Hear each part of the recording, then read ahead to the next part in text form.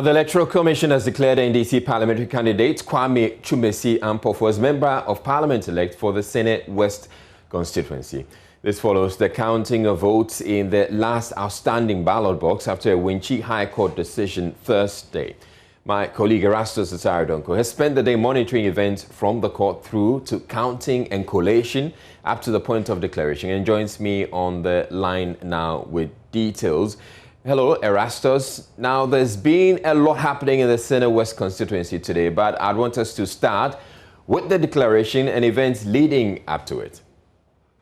Well, Israel is true. And if you look at the events leading to the court's decision, somebody grabbing a ballot box, precisely Dato Bato polling station ballot box, and this led to this particular ballot box being seized and locked up at the Techiman Divisional Police Headquarters females cells, and it was put under lock and key.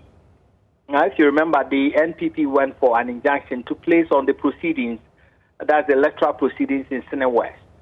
Now, today the court described the NPP's application, dismissed it and described it as irredeemably incompetent, and asked that all parties should join the EC, go back to Techiman Police Divisional Headquarters and continue with the electoral process for the parliamentary in Sene West. And so that's exactly what they did. They came there around 10 a.m., all of them, the NPP led by Dan Botwe, the NDC led by Mr. Sidun Kitia of the NDC, and they all came.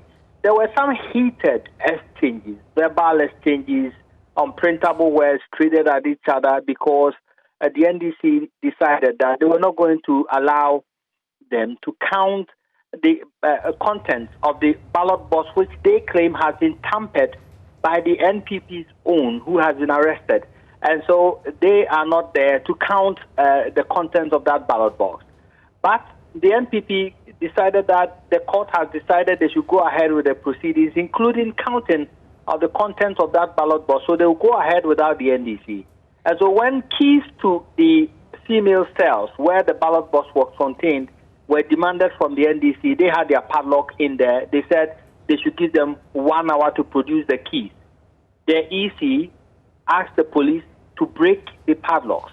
So that's exactly what they did. They broke the padlocks and retrieved the ballot box, brought it outside, and then wrote the seal numbers of all the seals on the ballot box, and then they poured this content. It was at this time that the NDC's General Mosquito came in with the keys to the ballot box, and at that time it had already been opened. So they started counting, and they declared the results of that polling station. It went for the NDC. All right. Then they added the figures to the entire results and collated them as well. All right. Erastus, before we come to what the outcome of this very latest ballot box that had to be counted, what makes this particular case very interesting is that it's about what the standings were, or what the collation was from the rest of the constituency, and for which reason the NPP was wishing that this ballot box would not be counted, right? Yes, this particular ballot box was of interest, and if you look at the results from that polling station, Dato Bato, 275 for the NDC, 148 for the MPP, and 1 for the NDP. And so I think perhaps they knew that was a stronghold and it will be a decider. And clearly, going into the whole collated results, it was a 16-vote difference after that was added to the collated results, which called on for the NPP to demand a second recount, a collation, I should say. And so they had to recollate all the figures again. Once we had done it downstairs, they went upstairs, did it all over again to be sure, and they arrived at the same figure. And so at the end of the day, all the parties were satisfied. All right, so the point I was just making is if this ballot box had not been counted, it would have meant that the NPP would have taken the seat. Yes, precisely so. All right. So what has the eventual winner, Twumasi Ampofo, been telling you? Well, he has been talking about a number of things. He thinks that the win is a great win for the NDC, and he also thinks that a similar process should be followed through for Techiman South. And he believes that if a recollation is done as a Techiman South, definitely the NDC will come tops with majority in Parliament. So far as we win, we win. So every win is a win. Do you believe that this is an indication that the NDC might or will get this Techiman seat for them to gain a majority in Parliament? If you go through transparency elections or free and fair election, NDC is very strong and it's a traditional party in the Sene West. So I don't think NDC will go down. Despite that the vote is so close, 16 margin, doesn't mean that NDC is going to lose the election next year. We are going to beef up and we make sure. All right, so the NDC won the Sene West seat with a margin of just 16 votes. We saw the General Secretary of the NDC serving as an agent at the Coalition Center. What has he also been telling you? Yeah, we can confidently say that the people of Sene West have elected their member of parliament. We expect that in Techiman South we will verify the facts, and then we will know who the people of Techiman South have elected as their leaders. And then the people of Ghana will have to go through a similar transparent process to find out who the people of Ghana have elected as their president. Anything short of that amounts to dictatorship or imposition of leadership. I believe that is what our forefathers fought against. Right, so earlier we had Erastus Saradonko joining us all the way from the Sene West constituency. Meanwhile, both the MPP and NDC are claiming they will have majority in the next parliament. Before we actually get to that, now NDC now winning Sene West would mean that each of the parties, the two main parties, have 137 seats apiece, with the independent candidate for Formina West also having one. So 137, 137, and 1.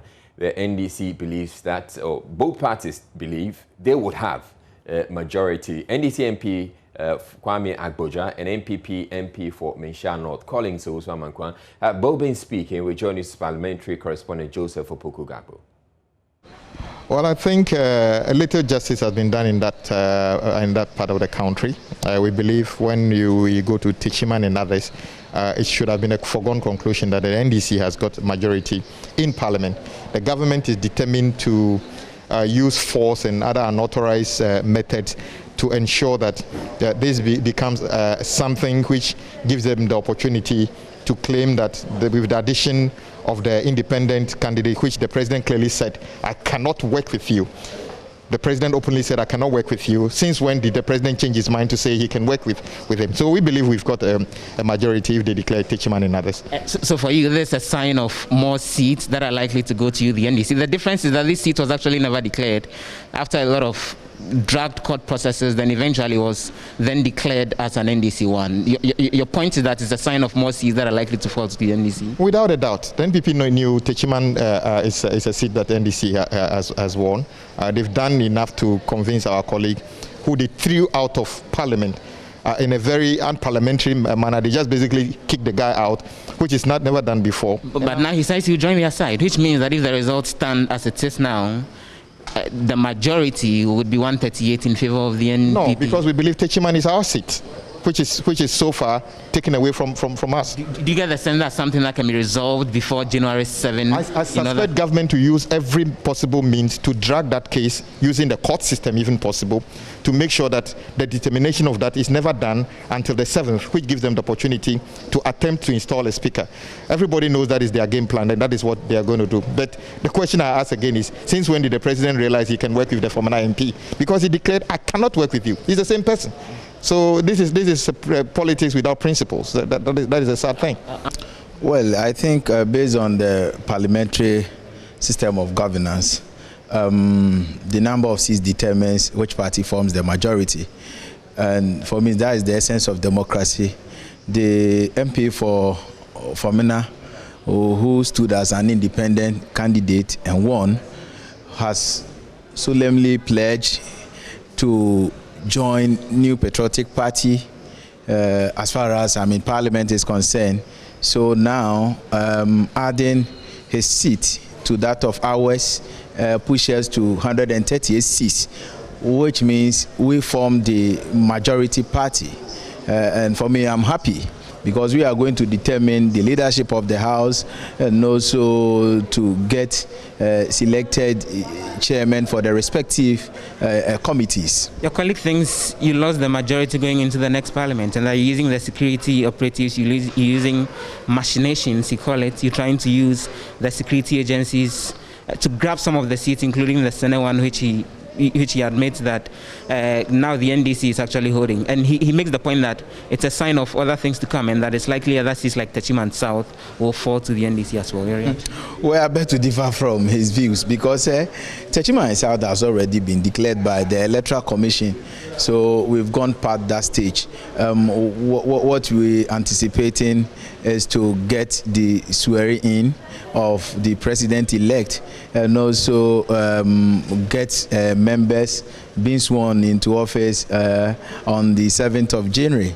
So we are focused. But at the end of the day, we are not perturbed. What is important here is that we form the majority.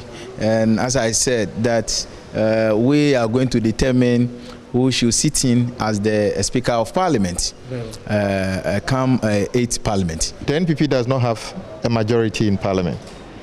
When we come to the House, if our colleague, the former MP, decides to be NPP, he will have to resign and a by-election held. However, in the process of voting, he can decide to vote with NPP. So let's make it clear. NPP does not have majority in Parliament.